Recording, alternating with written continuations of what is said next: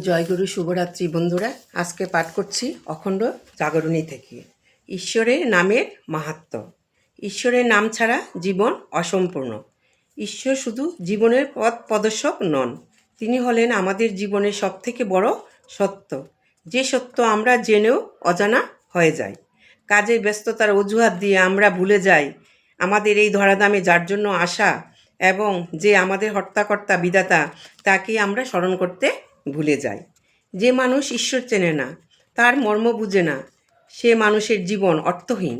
সে মানুষ কোনোদিনও পরম সুখ অনুভব করতে পারে না। আর এই ঈশ্বর চেনার যাত্রা শুরু হয় বাল্য বয়স থেকেই। শ্রী শ্রী বামুনি বলেছেন, বাল্য বলে বয়সের উপেক্ষা করো না, বাল্যই করিতে হবে ব্রহ্মের সাধনা।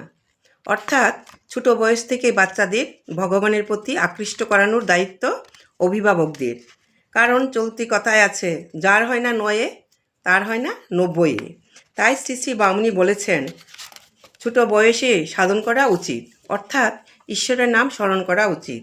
একটি বীজকে পরিপূর্ণ বৃক্ষ হতে ঠিক যেমন সময় লাগে, ঠিক সেইভাবেই ছোট বয়স থেকে বাচ্চাদের ভেতরে ঈশ্বর নামক বীজ রোপণ করিলে সেটি বৃদ্ধ বয়স অবধি একটি সুদৃঢ় সিদ্ধ বৃক্ষ হিসাবে পরিচিত হয়। ঈশ্বর সাধনা মানে শুধু ঘন্টার পর ঘন্টা ঠাকুর ঘরে বসে থাকা নয়। ঈশ্বর সাধনা মানে দৈনন্দিন জীবনে সব কাজকর্ম ছেড়ে সারাদিন ঠাকুর ঘরে নাম করা নয়, স্বার্থের জন্য ঠাকুর ডাকা নয়। ঈশ্বর সাধনা হলো নিঃস্বার্থভাবে একাগ্র মনে নিজের দৈনন্দিন কাজের সাথে সাথে ঈশ্বরের নাম স্মরণ করা।